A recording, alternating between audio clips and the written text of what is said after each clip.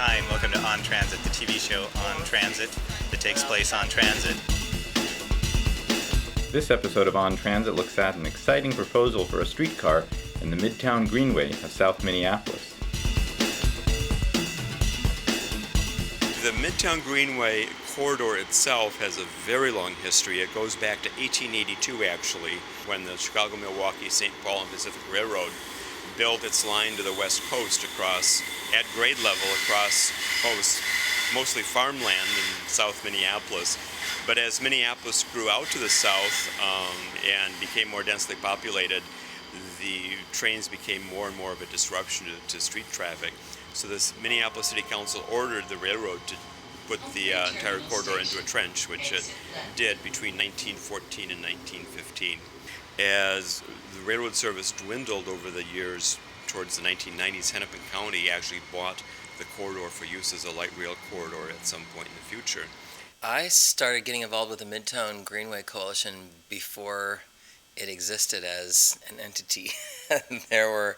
I learned about the idea from George Puzak. He and I went out on bikes, and I was advocating for traffic calming and bike lanes on 31st Street, which is a block south of Lake Street, as a way to provide a bicycle transportation amenity east to west across Minneapolis. And he said, well, what about this old railroad corridor, the 29th Street Railroad corridor instead, because it's down in this big gorge, and so you can go zipping across the street underneath all these bridges that carry the city streets overhead, and you don't have to stop at all. So it's safe and pleasant and fast.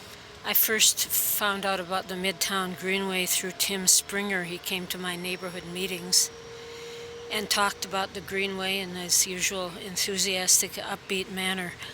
At first I thought it was totally ridiculous, at least for my neighborhood, which was a tough neighborhood, and the Greenway was full of mattresses, bathtubs, shopping carts, and broken bottles, and I thought, well, they might get it down on the west end, but it's just a pipe dream for up here. When I moved here 3 years ago, I didn't know about the Greenway at first, and when I discovered it, it was a really easy way to get around town. I ride my bicycle a lot through Minneapolis, and I signed up, became a member, and started going to meetings.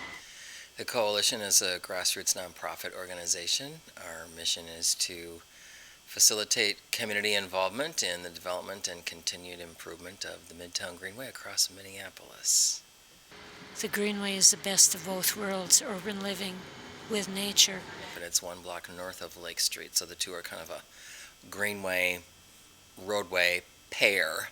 And there is a cycling and walking trail through the Midtown Greenway with a 7-foot wide westbound bike lane, a 7-foot wide eastbound bike lane, a 6-foot wide walking path, and they are lit at night and plowed in the winter, and they're open 24/7. They are a true bicycle transportation amenity. Usually if I go anywhere that's handy to transit, I would much prefer to take the LRT, which I love, or a bus, which is okay. I don't really like driving anymore. I think it's getting more and more dangerous, and I'm probably getting less and less alert. As you know, for a city our size, Minneapolis-St. Paul metropolitan area, we are sorely lacking in rail transit.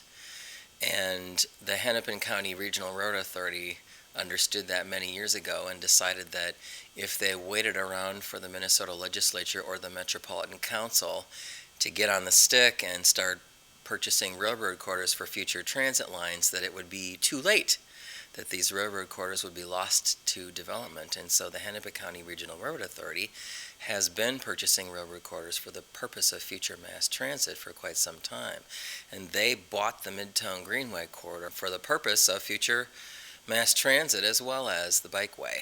And became involved with the Midtown Greenway Coalition in 1999 when the issue of a busway on the Midtown Greenway came up. I suggested that a streetcar might be a reasonably cost-effective alternative, and the idea kind of took off and has gotten some legs since then. When the trench was a railroad trench, of course, there were streetcars on the street. That was, I believe, the main means of transportation. My family didn't have a car, so we took a streetcar anywhere we wanted to go.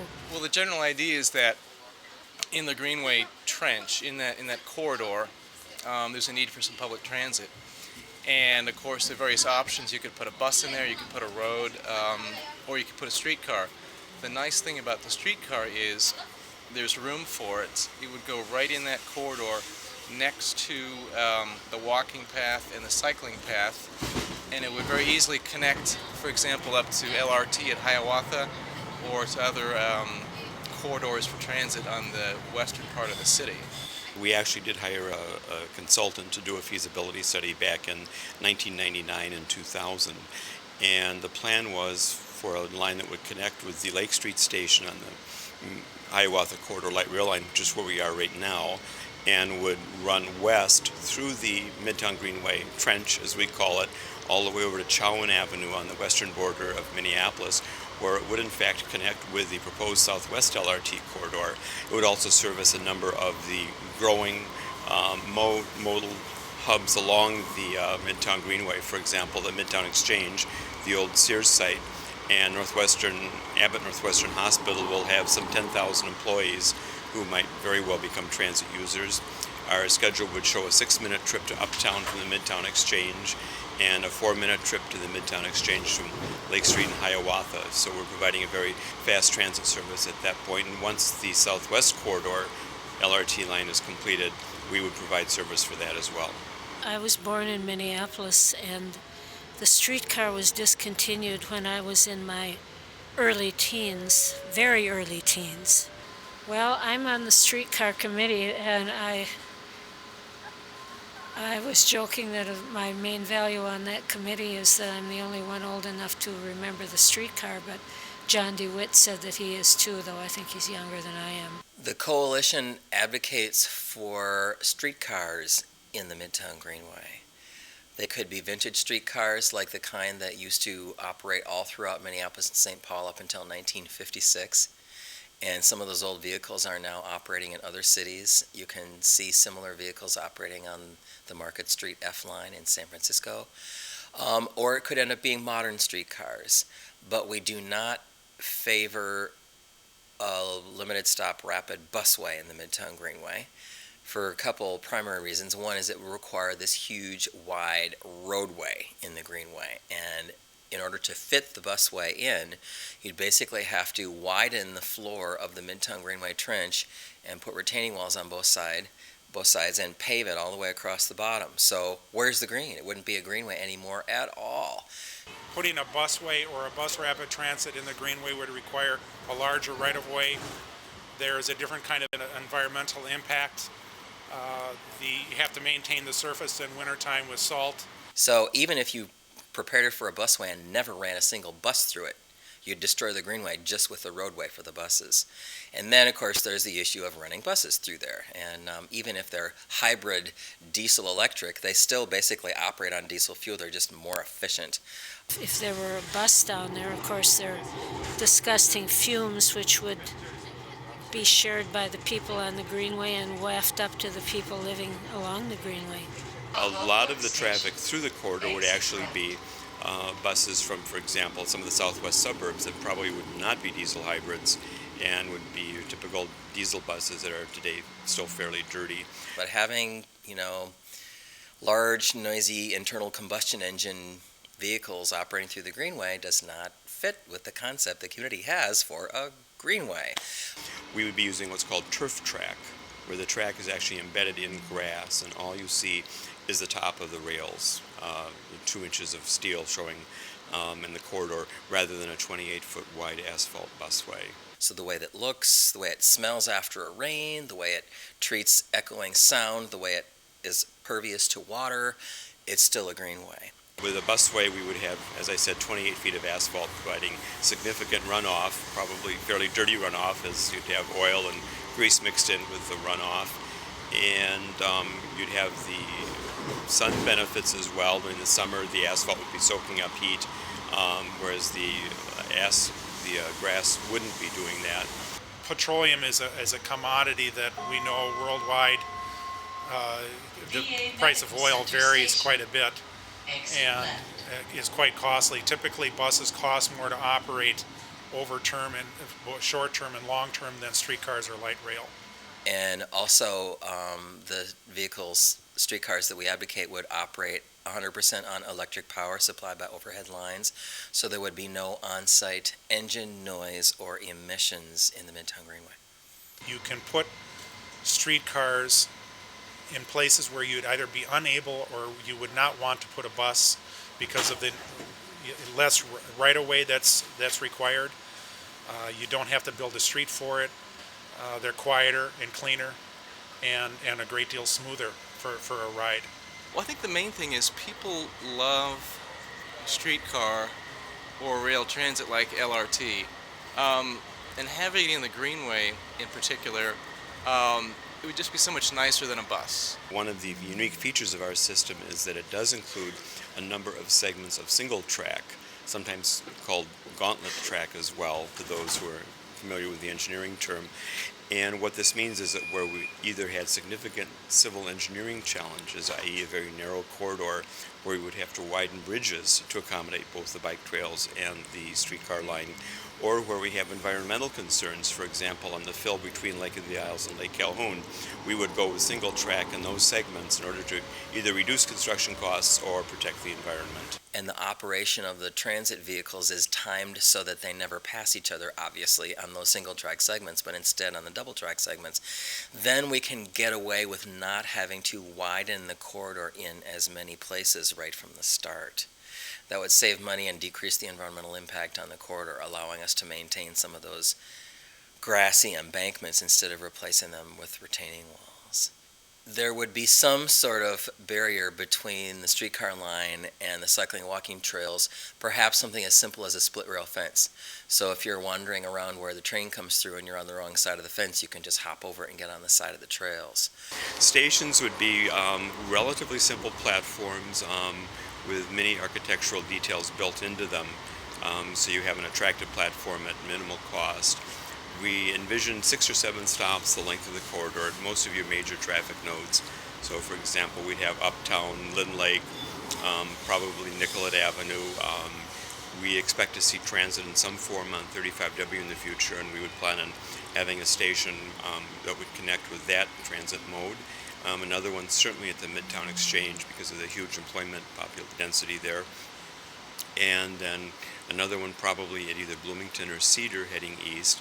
And then finally, our final terminus would be actually under the Lake Street Midtown station on the Hiawatha Corridor light rail line, providing a very simple, just down the escalator and across the platform, transfer from one line to the other.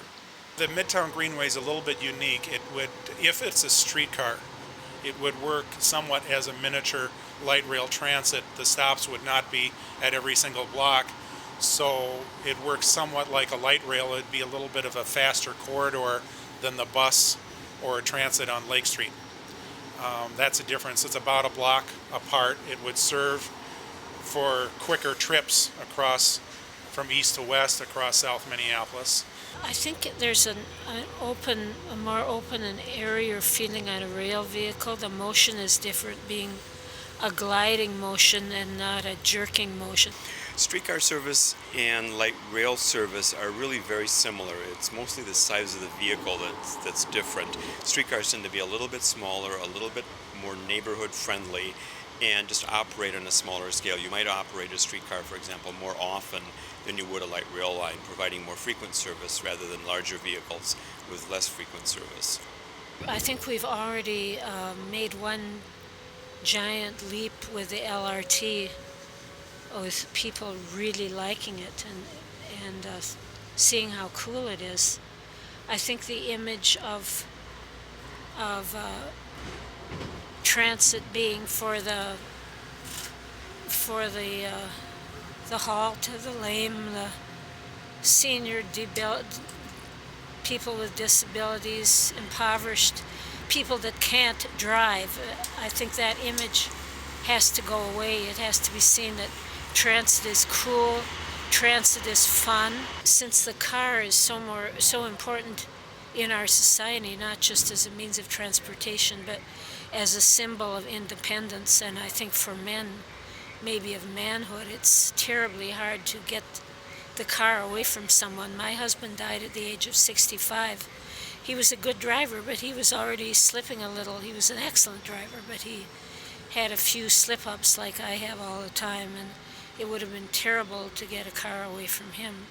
I think that's true with a lot of people, but if transit is a normal, everyday thing like it should be, for instance, my father, who in the prime of life didn't know how to drive, did not own a car because he was from New York and there was no need for it. And I think it's just a lot of fun riding a streetcar. I used to live in San Francisco, so I took their Muni Railway throughout that city. Probably one of the best known examples is what's called the F Market Line in San Francisco, which runs from Castro down Market Street to the Embarcadero and then over to Fisherman's Wharf. It's become hugely successful. They will soon be running 11 of our old streetcars from Minneapolis, which served most of their life actually in Newark, New Jersey, in what's called the Newark City Subway. And the last article I read about it said that people were often waiting for as many as 5 streetcars to go by before one came by that they had room enough to get on.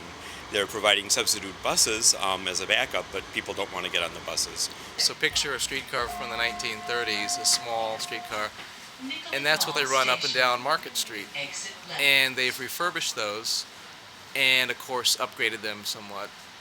But they work great, and people love them. And just seeing one of those coming down Market Street, I think the public really enjoys that, and it's a big draw for San Francisco. They, years ago, they almost got rid of their cable car system.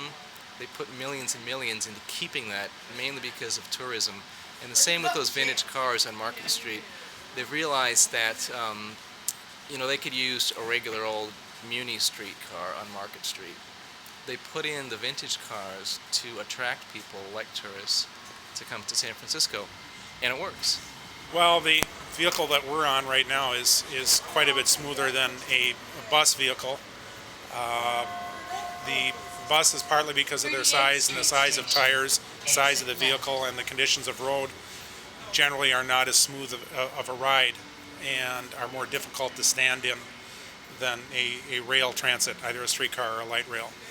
Anywhere you put a streetcar, and you look at cities like Portland or Charlotte, it generates a lot of excitement, and it helps foster development. Well, most transit will fit very well in places where people can walk and bike.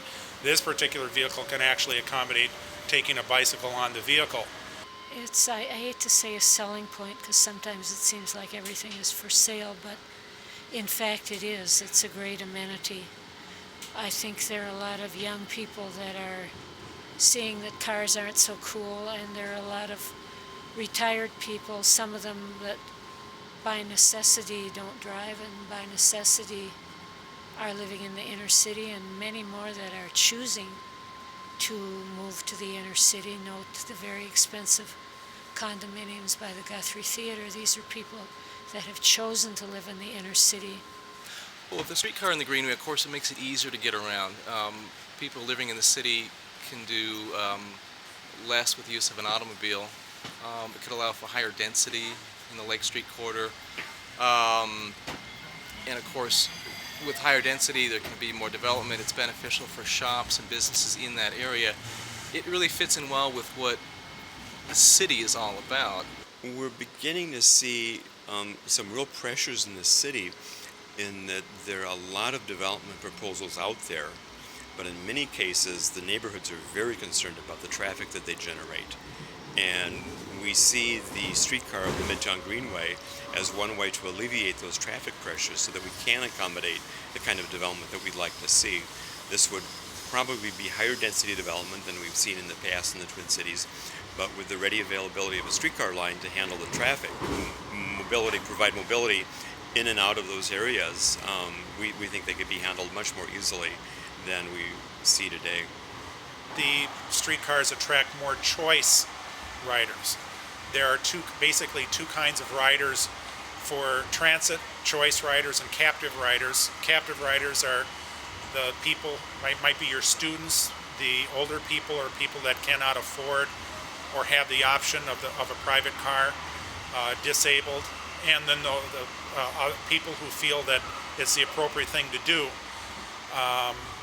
Choice riders is those who do have the option of using their car, may have more economic advantage, and will choose to use a streetcar over a bus, choose to use a light rail over a bus just by their own personal advantage. So you attract more riders with a streetcar or light rail than you can with bus systems. A streetcar is mass transit, so it's much more efficient than having everybody hop in a car and drive around.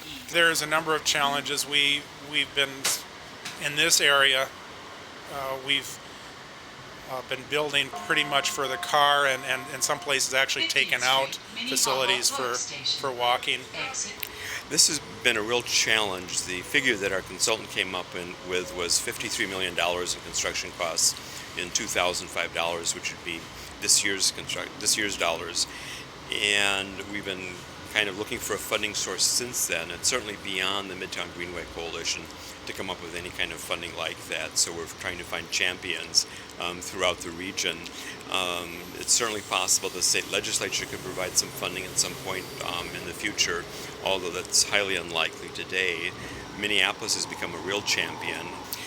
The city has taken two steps. One was to allocate $100,000 for land use planning along the corridor, a significant portion of which would be for transit-oriented development at what have been designated the station nodes along the corridor. And more recently, Mayor Ryback included $200,000 in his 2005 budget for a survey of the bridges along the corridor. Anyone familiar with the corridor knows that it has something like 43 or 45 bridges, many of which are in deteriorating condition and will have to be replaced in the near future. So this study is looking at which bridges are really necessary. Can some of them be deleted or demolished and eventually not replaced, maybe just with a pedestrian bridge or something like that. Meanwhile, we'll be looking at which bridges could be taken out in a manner that would be most expeditious for a streetcar line. In other words, which bridges would make it easier for us to build a streetcar line going forward. On the individual level, people should leave themselves open to learning about different options, learning about the cost, how much it costs from the public standpoint. There's a big cost difference.